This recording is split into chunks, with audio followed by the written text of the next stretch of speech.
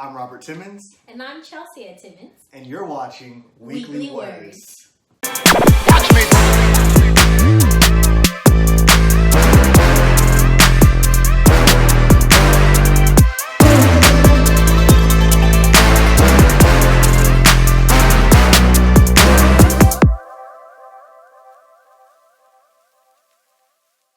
Hey, what's up, everybody? Thank you for checking out this week's episode of Weekly Words. I am so happy that you're joining us today because I have a special guest, my first guest of 2020, my sister, Chelsea Timmons. Hi.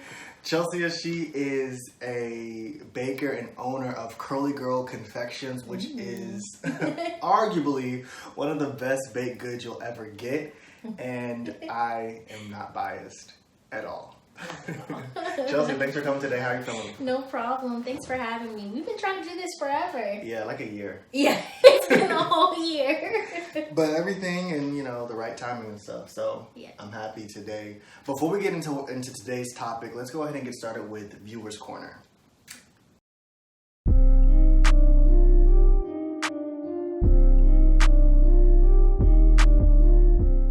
Hello everyone, my name is Shoyo Awoshikalumo and my word for 2020 was focus. And I remember when I was coming up with that word for 2020, I came across this quote that says, you get what you focus on, so focus on what you want. And I felt in years past, there were times where I was just running on autopilot and weeks and months would go by and it's just like, how did I even get to where I am right now? And I felt like I would be doing myself a disservice as well as being a disservice to other people who I hope to inspire and impact if I wasn't taking the time to be intentional in my growth and intentional in my goals, and if I wasn't focusing in on how I wanted to accomplish the goals that I was trying to accomplish.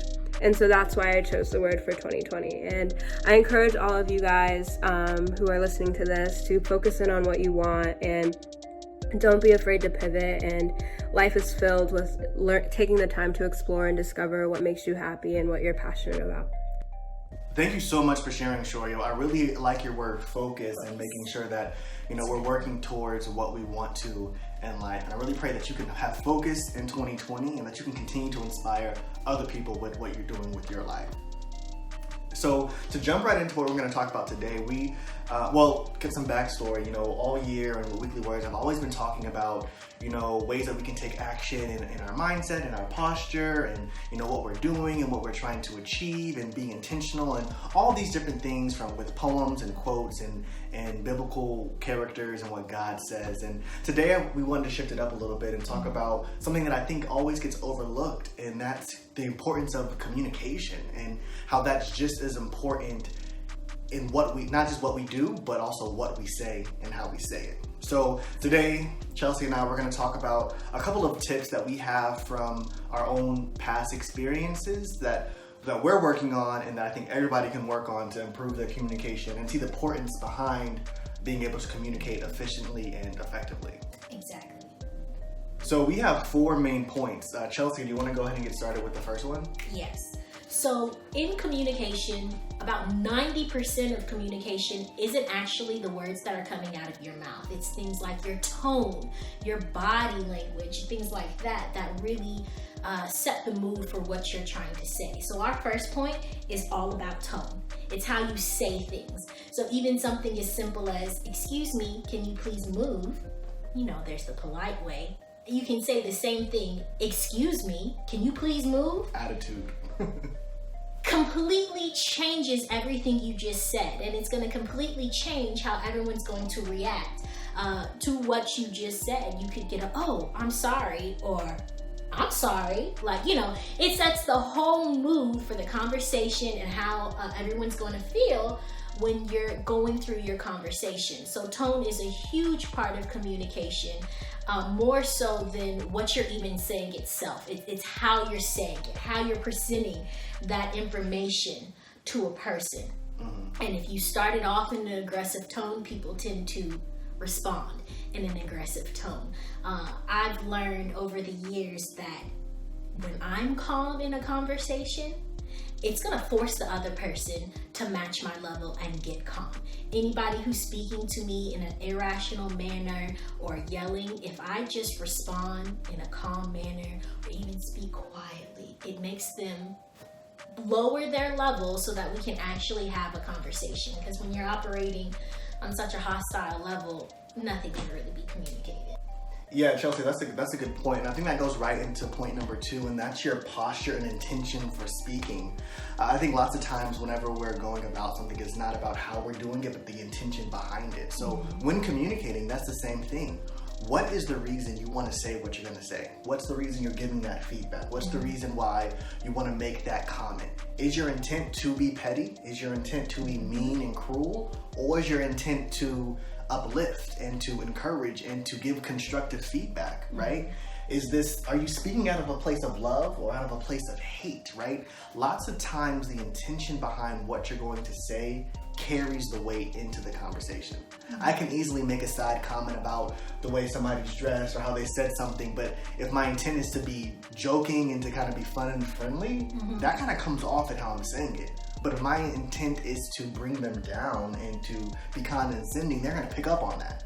So what's the intention behind what you're saying after you're thinking about how you're actually saying it? Exactly. And then sometimes if things might be true, but do they really need to be said? Does it need to be said at that point in time? We're all about being 100, but you got to pick and choose when you're going to share. Think about your intent beforehand. Exactly. Going into the third point, it's give people the benefit of the doubt, and that's kind of how you should live your life. Don't always be so guarded. If you think ill intent of everyone going in, it's going to cause you to have a guard, be aggressive all the time. So I definitely try to give people the benefit of the doubt, especially when communicating, that even if they say something to me that I might feel is negative, give them a chance to explain themselves. Give them a chance to justify. Maybe they don't know the right words. Maybe they're working on their tone. Maybe they're working on their intent on their speaking. So give them a second chance to reiterate what they're saying. Don't always go with negative thoughts in your head, because if you think negative, it's just going to breed more negativity. Exactly. Like your mindset in that. And I think also one of the things that I do whenever I'm in one of those more heated conversations, I'll say, okay, what I'm hearing you say is X, Y, Z. Is that correct? Or am I off base? Very, very much like a therapist. What I'm hearing you say is. Right. And I think that also goes right into our fourth point, which is, what do I do when I'm misunderstood, right? Those times when you're on that end and people aren't hearing what you're saying, or maybe even you're misunderstanding what somebody else is saying. And I think one of the things we can do and remember is that communication is not just about speaking, it's also about listening. Exactly. You have to find out where the miscommunication happened. Now, I was a math teacher for 5 years, so I lived in a world of misunderstanding. My students always misunderstood. And your first thought is, you're not listening. But the truth is, there are. There's just some type of disconnect. And you have to sit down and go through and not just say you're not listening to me, but try to find out where exactly the miscommunication happened. Trying to find out, what is it that I'm saying that you're not quite getting, or what is it that I'm saying, how are you interpreting what I'm saying? And you can't really fix the misunderstanding if you don't know where it happened or how the other person is thinking. Exactly. And to kind of go on that example of teaching, I tutor math as well, and what I found with my students is whenever they present me with the final answer of 20, as opposed to me just saying no, or that's incorrect, or you're wrong, I'll say, well, why do you think that's the answer? Or how did you get there? Right? And we go through their process, and it's like, okay, that's correct. Oh, right here, this is where there was the error, where you misunderstood, and we can fix that, and then now the answer's right. And that can translate over into communicating as well, to see like, okay, at what point did you think I was angry at you? I wasn't angry. I was just trying to say, I took it this way. I don't think that's what you meant. Like, let's kind of backtrack on our words and do that same analysis. Exactly. Yeah. Awesome. So ultimately, we're talking about listen, hear, internalize, and then adjust accordingly to ensure that the communication is clear both ways, that you're allowing yourself to speak, but also listen to what other people are saying to fix any kind of communication issues. And I feel like so many times people are always think communication is speaking and saying what they want to say, but the communication is really listening and understanding what the other person is trying to say. And like you said, internalizing it and making that adjustments. It's kind of like when we're playing taboo or you know, gestures or something, and when you're seeing the audience isn't getting it, you gotta try something new. Change your tactic. Yeah, change it. Say, use different words, use a different approach, use a different tone. Because if you're trying to get something across to somebody and you keep hearing them respond the wrong way, you have to change what you're doing. Like, you can't just keep doing the same gesture over and over and expect them to get a new answer. You have to adjust, change it up. Exactly. And just to kind of recap everything that we spoke about today, you know, reminder to be mindful of your tone and how things are coming across. Exactly. Think about the intention behind what you're saying, you know, why you're saying it. Give people the benefit of the doubt. Maybe they're working on their communication. And then also, whenever you're being misunderstood or misunderstanding somebody, allow yourself to listen as opposed to just speak.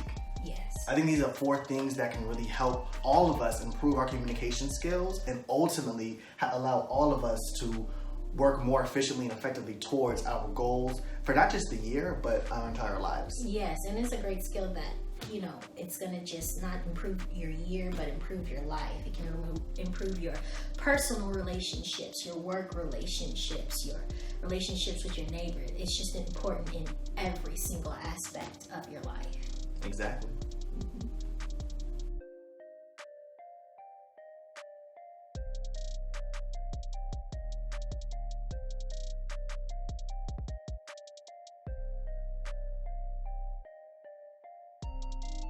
Thank you for joining us on this week of Weekly Words. I hope you thoroughly enjoyed it and got something positive from it. If you have any questions or suggestions for things for us to speak on in the future, or you want to be featured on Viewers Corner, feel free to email me at weeklywordsrt@gmail.com. Again, that's weeklywordsrt@gmail.com. And if you start getting a sweet craving and that sweet tooth is really getting to you, check me out on Instagram and Facebook at Curly Girl Confections. Awesome. Don't forget to check out the Weekly Words Extended Podcast anywhere you stream your podcast. I hope you have a great week, and I'll see you back here for our next episode in 2 weeks. Have a blessed and wonderful day. Bye. Watch me.